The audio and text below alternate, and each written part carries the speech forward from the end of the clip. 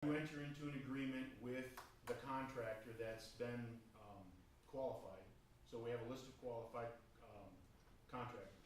The homeowner picks one of those contractors. They enter into an agreement with that contractor. Let's say the lead service line replacement is going to cost $5,000. The city will pay up to $3,000 for that lead service line replacement, and then the homeowner is responsible for the rest. Now, depending on that's the average cost for these lines. It could cost more, it could cost less, but we will pay up to $3,000.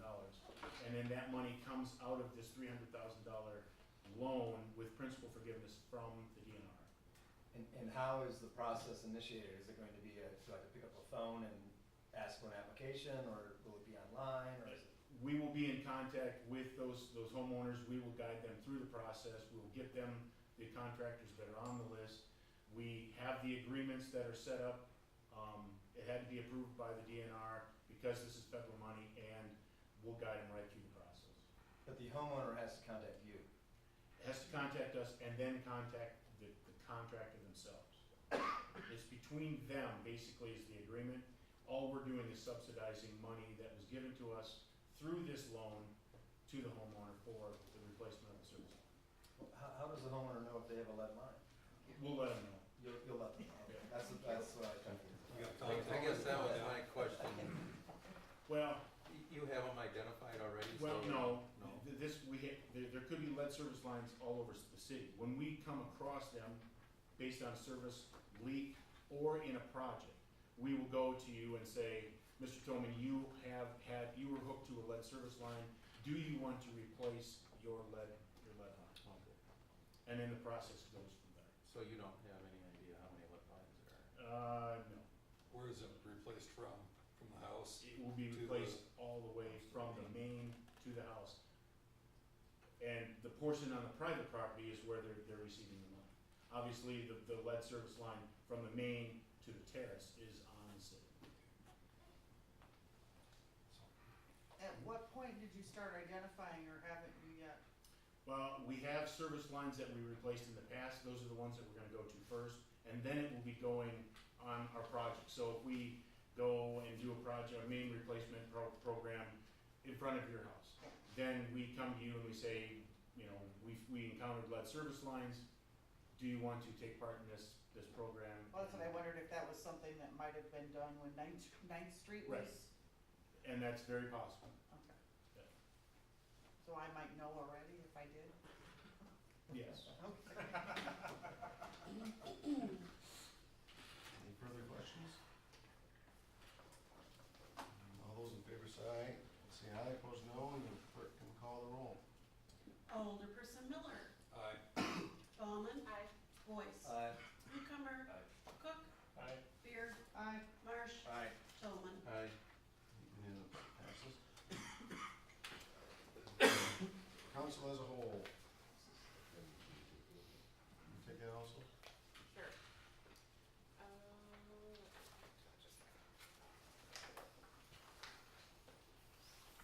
We have a resolution,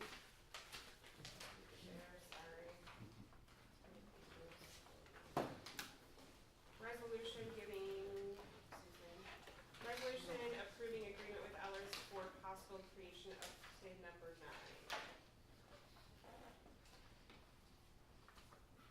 And there's no actual, am I missing it? Sorry. I have time to find it too. Wait, here it is. Be it resolved by the Common Council of the City of Monroe that approval be hereby given for a proposal from Ellers to act as an advisor to the city for the possible creation of TID number 9, a copy of which is attached here to and made a part hereof by reference. Be it further resolved that the mayor and city administrator be hereby authorized to sign the proposal and any other necessary documents to hire Ellers for the aforementioned services on behalf of the city of Monroe, dated this 22nd day of February 2017, and I move for its approval. Motion and second. Resolution approving agreement with others for possible creation of TID number 9. Phil? Yes, definitely, and Greg Johnson is still here if there's any questions about the specifics of it. essentially what we're looking at, this is in conjunction with the potential purchase, that was previously approved for the Dolan property. One of the contingencies that was attached to that is looking at creating a tax increment finance district. Essentially what that would do is give us the ability to recover the cost of the purchase of the land, if desired, and also give us an opportunity for, if the TIF is seen as the viable option, this feasibility analysis would help determine which type of TID we may want to go with, and then also, if it is created, to help establish whatever those parameters are. If it's in the land purchase, if it's in the infrastructure development, if it's in the, if there are any development type incentives that we want to issue for developers to come in and help encourage growth for the community, those are all things that we look at as part of the project plan, that would be identified as part of this process, which would then be used to help implement the creation of tax increment district, should it be warranted in this case. The cost to at least analyze that and get that first step is $5,000. If at that point, the council determines we want to move forward, there's the phase 2, which would be the work to get it through the different phases to help create the TID. And then finally, phase 3 is actual submitting it to the state and getting it properly recognized as a TID. So that's kind of the proposal in a nutshell. If there's any questions for myself or. So we're approving phase 1 tonight, just $5,000? Yes, I would say you're approving the whole thing, but only phase 1 is going to be acted on. Once phase 1 is done, the report will be issued, it'll come back to council. So they would not move forward with phase 2 or 3 until the council makes the determination. So you're approving the whole thing, but only 5,000 of that would be issued or moved forward with at this point. That's all we're obligated to. Correct. Couple questions. On what basis is he gonna do the evaluation rate? Industrial, commercial, residential, mixed? All All the above. All the above. That's, yes. Okay. All right. And you'd have a performer for each of those types of TIDs that would be eligible under this land. Correct. I mean, there's, the types of TIDs, there's, rehabilitation TID district, there's a blight TID district, there's an industrial TID district, and then there's a mixed-use TID district. A mixed-use has to have a combination of either industrial, commercial, or residential, 2 out of 3. But the residential can't exceed 35% of the land area of the proposed TID boundary. So those are all the types of TIDs that are permitted by statute. So all those would be evaluated to determine what's most appropriate. So we're gonna get a pretty good overall picture of what could be available. Right, the feasibility report, we've done this in the past, the city will have a recommendation on the type of the TIF district based on your land use objectives and the requirements for state statutes. We would look at, the potential taxable value that would need to be generated within the district and within what time frame to cover your identified project costs or phasing of your project costs. And then we would, put together a cash flow analysis that proves that out so you can see and determine if it's reasonable or not. We did a similar analysis last year to look at creating a taxable finance district, and through the course of doing all that analysis and presenting to the council, we recommended it was not feasible to create a TIF district because the level of value that you would need to achieve in order to pay for your eligible project costs was really not reasonable in terms of anticipating that you would see that level of development in that period of time to make the TIF cash flow. So we would do a similar thing except gear it towards the particular project that Administrator Rath discussed. So even though we don't know what the project is or what the project cost might be, what's the final report that you're gonna give us? I mean, ideally, we would have some estimates on what your project costs would be, so we're evaluating something more concrete. If that isn't available, the other way to approach it is to really just kind of look at, a range of project costs and what taxable value would need to generate to help cover costs once they're known. So ideally, we'd like to say, okay, you're gonna have a street improvement, a water improvement, a sewer improvement, it costs X. How much much development are we gonna need to see to make that generate enough increment to pay for those costs? That's the preferred way of doing it. If we don't really have an idea of what those costs are going to be, we can kind of go the other way and say, this is the amount of taxable value we're gonna need to generate to cover a certain amount of project costs, if, assuming it's either paid for on a cash basis, or if it's financed, you're gonna need, at an assumed interest rate, you're gonna have to have this level of development over the life of the district to make it cash flow. So Martin, where are we in, with those two options? We're more with the second option. I mean, we don't have any project, we don't really know any. We have a conceptual project cost for our infrastructure, that this body's reviewed. But as far as different thresholds for certain other things like development incentives, things like that, other planning costs. But the project costs that you've identified are what, sewer, water, streets? Yep, correct. And any site preparation. I guess I just don't understand how you can say it might be a mixed-use development, so we know how many streets and sewers and light poles we're gonna need, as opposed to like an industrial park, but it's kind of an exact science, I guess. Alder Beer? Well, that's why I asked. Hang on, the question. Alder Beer? Sorry. We still have the option though, I mean, this is just a study, correct? I mean, we still have the option of saying, no, we want it all residential. Correct? Yes. Okay. You wouldn't be able to use TID for that, Right, but yes, but you could say we want all We don't wanna 88 do acres. TID, we wanna do Correct. all residential. There we go. Thank you. Marsh? Just, going back to the evaluation is, you would know that you were gonna figure out the difference between how many, streets, roads and sewer and whatever for commercial versus residential mix and versus industrial, correct?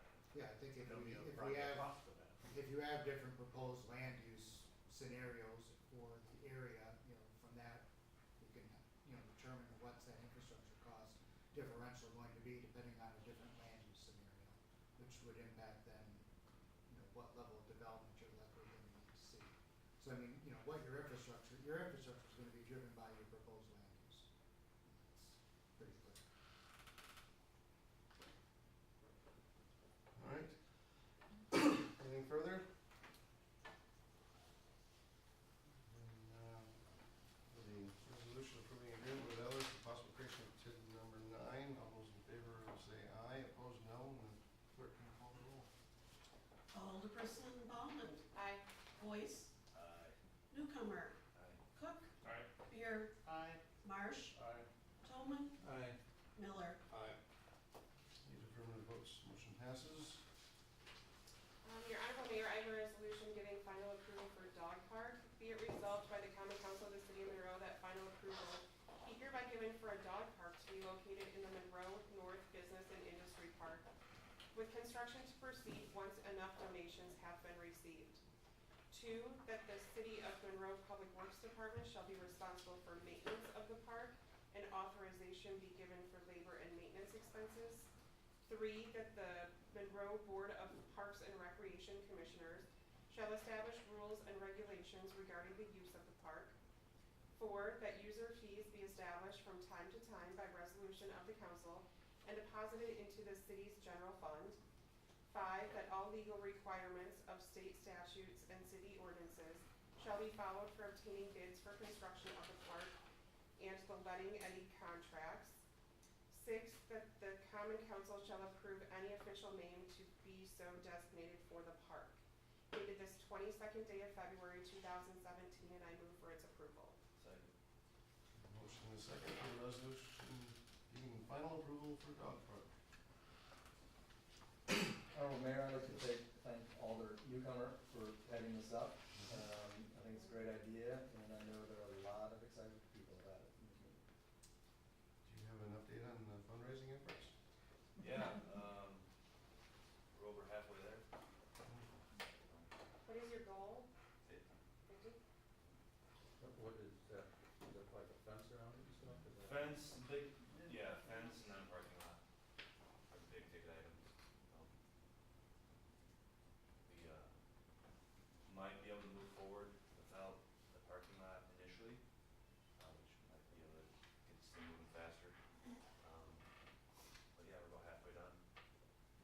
are the naming rights available, because you can call it the American Inn. It is available, so spread the word. Just It don't, has to be approved by council. you just have to donate the other half. Very good, then, all those in favor will say aye, opposed no, on the resolution giving final approval for the dog park. Clerk can call the roll. Alderboys. Newcomer. Cook. Aye. Beer. Aye. Marsh. Aye. Tolman. Aye. Miller. Aye. Ballman. Aye. The affirmative, and it passes, thank you. Honorable Mayor, I have a resolution combining wards for the 2017 spring election and establishing polling place location. Be it resolved by the Common Council of the City of Monroe that all wards in the city be combined for the 2017 spring election to have one election result total for the whole city, and that separate returns not be maintained for each ward. Be it further resolved that the polling place for the 2017 spring election will be the West Side Fire Station located at 601 West 17th Street, dated this 22nd day of February 2017, and I move for its approval. Second.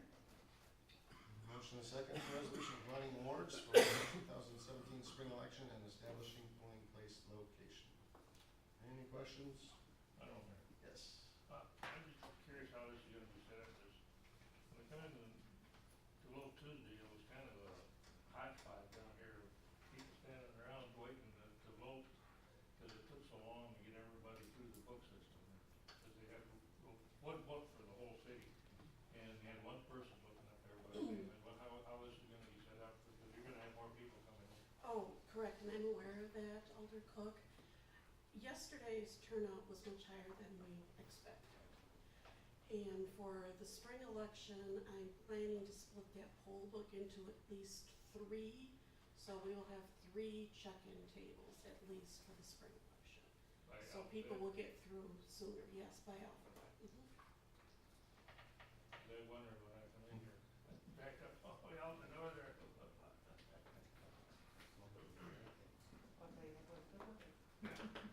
Anything further? By voice vote, all those in favor say aye. Aye. Any opposed, no. Motion passes. Any business presented by the alderpersons? I guess I just had a question if, and maybe, Phil has an update for us on City Hall? Any news?